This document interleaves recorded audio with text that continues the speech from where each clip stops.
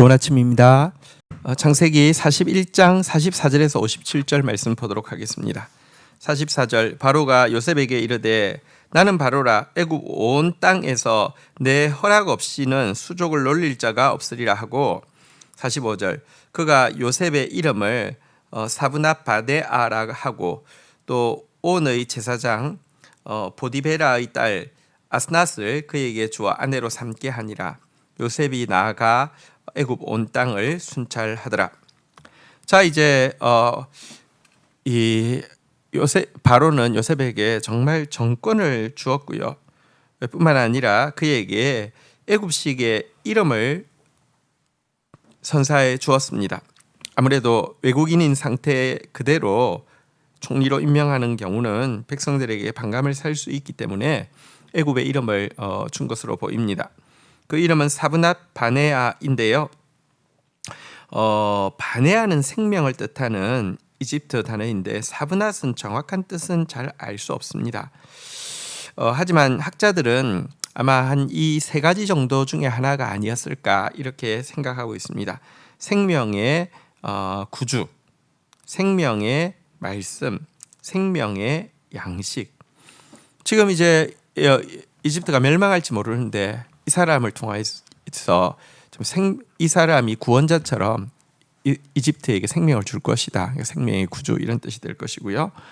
지금 이집트는 멸망 앞에서도 이렇게 그 참 지혜의 뜻이 무엇인지 알지 못하는데 이 사람을 통해서 생명의 어떤 지혜, 생명의 말씀이 나왔다. 그래서 생명의 말씀. 또 이집트는 이제 정말로 흉악한 흉년을 앞두고 좀 양식이 필요할 텐데 이 사람을 통하여서 생명의 양식이 나올 것이다. 생명의 양식. 아마 이 세 가지 중에 하나가 이 사브낫 바네아의 이름의 뜻이 아닐까 이렇게 추측하고 있는데요. 그렇게 생각할 때 우리야말로 정말 생명의 말씀을 받았고 생명의 양식을 먹었고 생명의 구주에게 속하였으니 우리야말로 또 세상을 향하여서 바로 우리가 그리스도에게 받았던 것을 또 그대로 보여주는 사람이 되어야 된다는 점에서 우리의 이름이 사브낫 바네아가 되기를 소망하는 마음을 가져야 할 것입니다. 그리고 이제 아주 고위직 제사장의 딸과 또 혼인을 하게 되었는데요. 여러분 요셉이 형들에게 배척받아 있는 동안에 이제 이방 여인과 결혼하여 신부를 취한 것에 대해서 조금 생각을 해볼 필요가 있습니다. 사실 여러분 이 구약 성경에서 이방의 개념은 기본적으로는 뭐 타국인을 이야기하지 않습니다. 가나안 사람을 이야기합니다. 가나안이 너무 극심한 부패로 있었기 때문에 가나안 사람과 통을 하지 말라고 하는 것이지 이방이라고 해서 타국인 전체를 이방이라고 하는 것은 아닙니다. 근데 어쨌든 여기서 지금 형제의 배척을 받아 있는 동안에 이방 여인을 신부로 취한 것은요. 사실 예수 그리스도께서 유대인의 배척을 받고 있고 예수 그리스도의 복음이 유대인의 배척을 받고 있을 때 이방인을 신부로 취하셔서 이방 가운데 교회가 세워지고 이방을 통하여서 복음이 확산되어져 갈 것을 암시해 주는 내용이라고도 할 수 있습니다. 자, 이제 46절부터 보겠습니다. 요셉이 애굽 왕 바로 앞에 설 때 30세라. 그가 바로 앞을 떠나 애굽 온 땅을 순찰하니 47절 애굽 7해 풍년에 토지 소출이 심히 많은지라. 48절 요셉이 애굽 땅에 있는 그 7년 곡물을 거두어 각 성에 예비하되 각 성읍 주위의 밭에 곡물을 그 성읍 중에 쌓아두매 49절 쌓아둔 곡식이 바다 모래같이 심히 많아 세기를 거쳤으니 그 수가 한이 없음이었더라.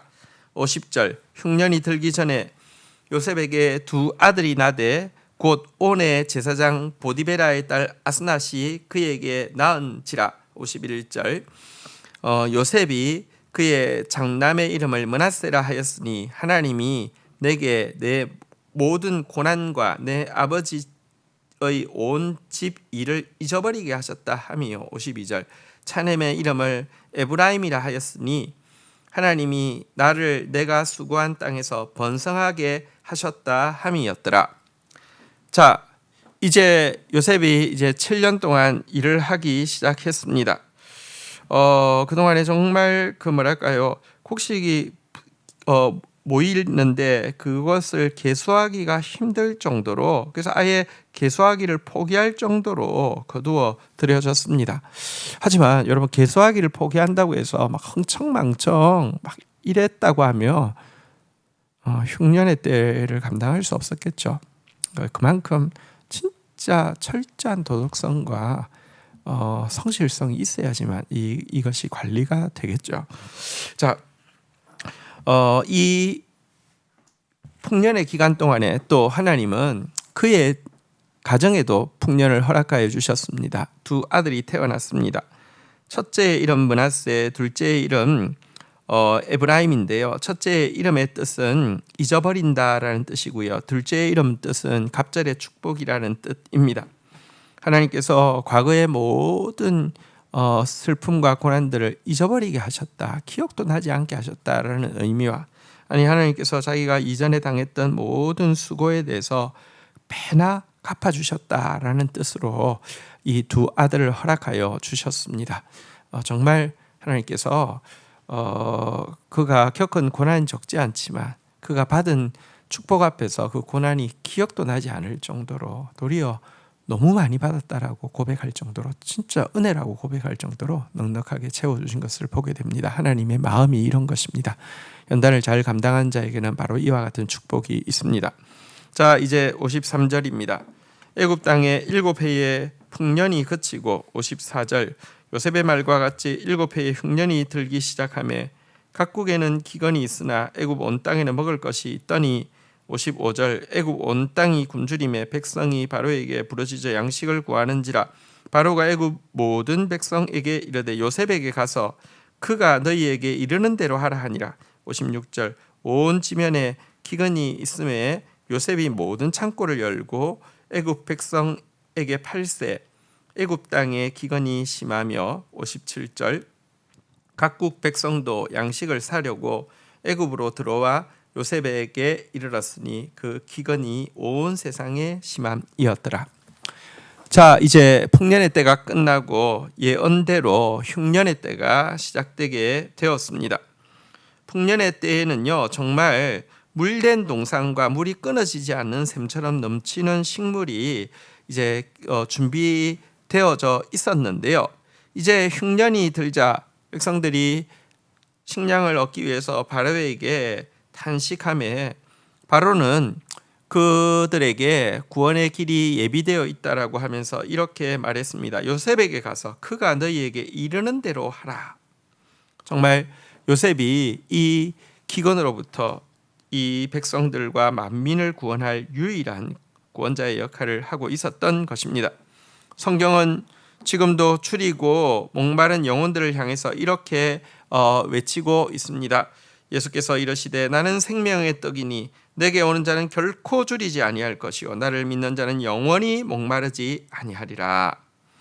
한편 요셉이 흉년을 잘 대비한 모습에서 우리가 성경의 가르침 중에 하나의 참뜻을 다시 생각하게 됩니다.